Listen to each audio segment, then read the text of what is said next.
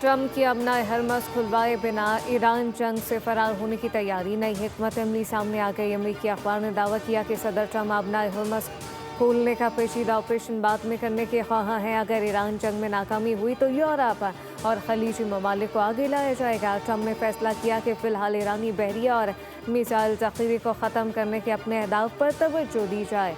सरकारी अहदेदार के मुताबिक ट्रम्प ने कहा कि आलमी गुज़रगाह खुलवाने के लिए फोर्सेस भेजते हैं तो तनाज़ुर 6 हफ्तों से बढ़ जाएगा। अहम गुज़रगाह खुलवाने के लिए ईरान पर सिफारती दबाव डाला जाएगा। बसूरत दीगर यूरोपीय खलीजी क़यादत पर जोर दिया जाए कि वो आलमी गुज़रगाह खुलवाने में क़यादत करें।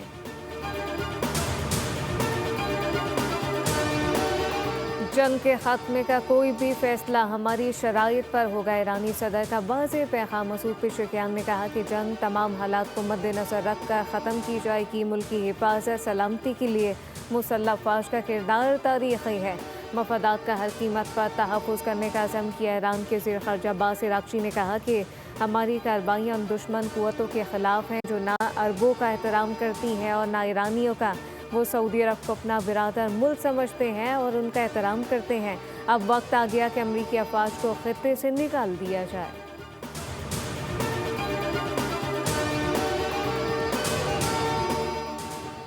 अमरीका और इसराइल की ईरान पर अब तक की सबसे ख़तरनाक बमबारी। 907 किलो वज़नी बंकर बस्टर बम बरसा दिया। अरब मीडिया के मुताबिक ईरानी शहर महलात पर इसराइली हमले में 11 अफराद शहीद हुए। सूबा हरमज़ान में कार्गो कश्ती पर हमले में 8 अफराद शहीद।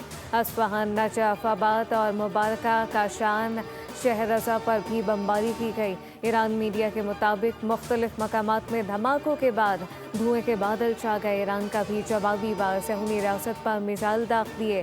ताज़ा हमलों में ख़त्ते में अमरीका के 5 फ़ौजी अड्डे, कमांड एंड कंट्रोल मराकज़, ड्रोन तनसीबात मुख्तलिफ मकामात पर मौजूद अमरीका और इसराइल के एहलकारों को निशाना बनाया। शारजा में भी ड्रोन हमला किया गया।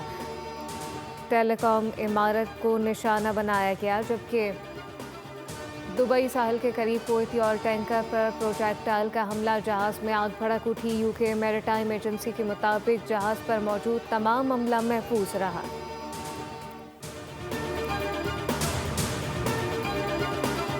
जनूबी लबनान में हिज़्बुल्लाह के साथ झड़पों में मज़ीद 4 इसराइली फ़ौजी हलाक हो गए। अरब मीडिया के मुताबिक इसराइली फ़ौज ने अपने एहलकारों की हलाकत की तस्दीक कर दी। 2 मार्च से अब तक हलाक इसराइली फ़ौजियों की तादाद 10 हो गई। मुतादिद टैंक तबाह कर दिए गए।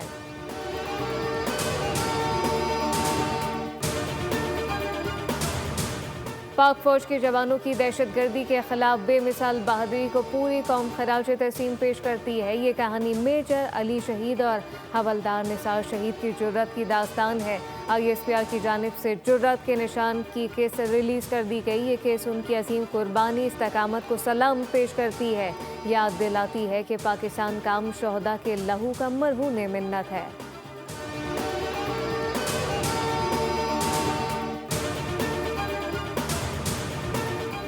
अफ़गानिस्तान की आवाम का भी पाक अफ़वाज की क़यादत से बालिहाना अक़ीदत और मोहब्बत का इजहार। अफ़गान शहरी की पाक फ़ौज और फील्ड मार्शल सैयद आसिम मुनीर की हिमायत में वीडियो सोशल मीडिया पर वायरल।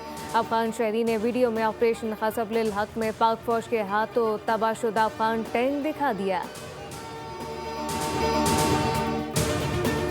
अमरीकी खाम तेल 3.40% इजाफे से $106 फ़ी बैरल पर आ गया। ब्रेंट क्रूड 0.19% इजाफे से $112 फ़ी बैरल पर आ गया। दूसरी जानिब पासदारान इनकलाब ने ईरान ने मिसाइलों और ड्रोन से खित्ते में अमरीका के 5 फ़ौजी अड्डों, कमांड एंड कंट्रोल मराकज़, ड्रोन तनसीबात और मुख्तलिफ मकामात पर मौजूद अमरीका और इसराइल के एहलकारों को निशाना बनाने का दावा किया है।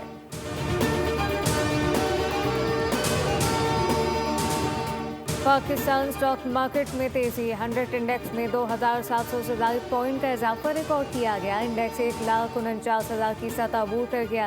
एशियन स्टॉक मार्केट में मंदी का रुझान। जनूबी कोरियन स्टॉक मार्केट 2.53% गिर गई। जापानी स्टॉक मार्केट में 11% कमी।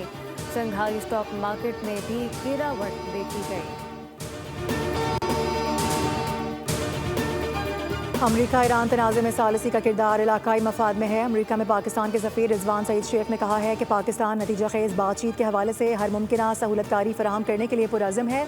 ताहम फैसलों की जिम्मेदारी मुतहारिब फ़रीक़ैन पर आयद होती है। अमन पर मबनी सिफारतकारी के हवाले से पाकिस्तान की एक दरीना तारीख रही है। पाकिस्तान की हालिया पेशकश नेक नियति पर मबनी है, जिसमें दीगर इलाकाई ममालिक भी शामिल हैं। खित्ते के वसी तर मफाद में मामलात को आगे बढ़ाने के ख्वाहां हैं और इस हवाले से पुरुम्मीद भी हैं। पाकिस्तान समेत 8 मुस्लिम ममालिक ने मकबूजा यरूशलेम में मुसलमानों और ईसाइयों की इबादत की आज़ादी पर इसराइली पाबंदियों की शदीद मसम्मत की एलामिया में कहा गया कि मस्जिद अक्सा के दरवाजे मुसलसल 30 दिन तक हत्ता कि माह रमज़ान में भी बंद रखना इबादत की आज़ादी की संगीन खिलाफ वर्जी है। इससे खत्ते की अमन को ख़तरात लाहक हो सकते हैं। इसराइल से मुतालबा किया कि वो फौरी तौर पर मस्जिद अक्सा के दरवाजे खोले, यरूशलेम के कदीम शहर में आयद पाबंदियाँ ख़त्म करे और इबादत गुजारों की रसाई में रुकावट ना डाले। आलमी बरादरी से अपील की गई कि वो इसराइल को मुक़द्दस मकामात के ख़िलाफ़ जारी खिलाफ वर्जियों और गैर कानूनी इक़दाम से बाज रखने के लिए मौसर सख्त मौक़िफ़ इख्तियार करें। अवाम को तन्हा ना छोड़ें, कीमतों का बोझ कम करने के लिए हर मुमकिन इक़दाम किए जाएँ। सदर ममलिकत आसिफ अली ज़रदारी की हिदायत। ऐवान सदर में आला सतह के इजलास का एलामिया जारी। वज़ीर आज़म शहबाज शरीफ चारों सूबों और गिलगित बल्तिस्तान के वज़राए आला जबकि वज़ीर आज़म आज़ाद कश्मीर भी शरीक थे। इजलास को बताया गया कि आलमी बहरान के बावजूद भी मुल्क में मौजूदा ईंधन के ज़खायर काफ़ी हैं। तेल की कीमतें बढ़ाने की तजावीज़ बार बार वज़ीर आज़म मुस्तरद कर रहे हैं। बचत शुदा रकम अवामी रिलीफ के लिए इस्तेमाल की जा रही है। तरक्याती बजट में कटौती और 60% सरकारी गाड़ियों को फौरी तौर पर ग्राउंड करना शामिल है। इसहाक डार ने हुकूमत की फाल सिफारती कोशिशों से आगाह किया। इससे कबल सदर ममलिकत आसिफ अली ज़रदारी से वज़ीर आज़म शहबाज शरीफ की 1-on-1 मुलाकात भी हुई। खित्ते की बदलती सूरत हाल और इसके पाकिस्तान पर असरात का जायजा लिया गया।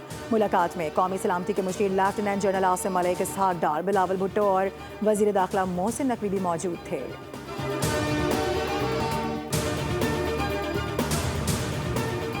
वज़ीर आला सिंध मुराद अली शाह की ज़ेर सदारत सूबाई काबीना का इजलास। तरक्याती मंसूबों और सरकारी इदारों को साबिका बरसों में तलबा की फ़ीस वापसी के लिए 3 अरब 40 करोड़ रुपए की असूली मंजूरी दी गई।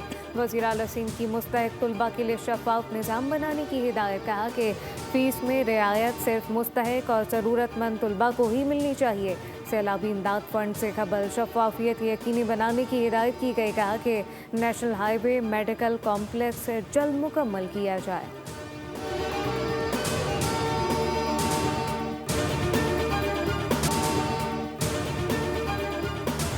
महकमा मौसमियात की कोयटा समेत बलूचिस्तान के 15 अजला में आज रात से 4 अप्रैल तक बारिशों की पेशगोई। लाहौर, सियालकोट, नारोवाल, फैसलाबाद, झंग और चिन्योट में बारिश का इम्कान। इसी तरह रावलपिंडी, मरी, गलियात, अटक, जेलम, चकवाल, तलागंग, गुजरावाला में भी बादल जमकर बरसेंगे।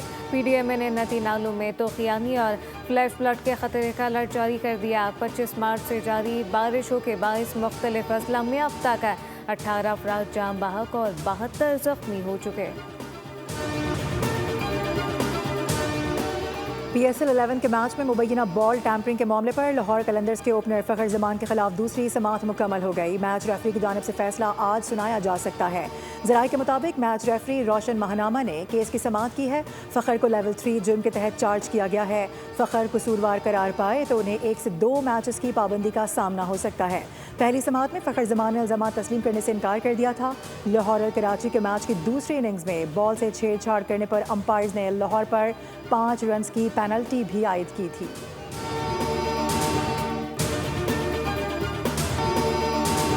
PCB ने मुतनाज़ ट्वीट पर फास्ट बॉलर नसीम शाह पर 2 करोड़ रुपए जुर्माना आयद कर दिया। 27 मार्च को शो कॉज नोटिस जारी किया गया था।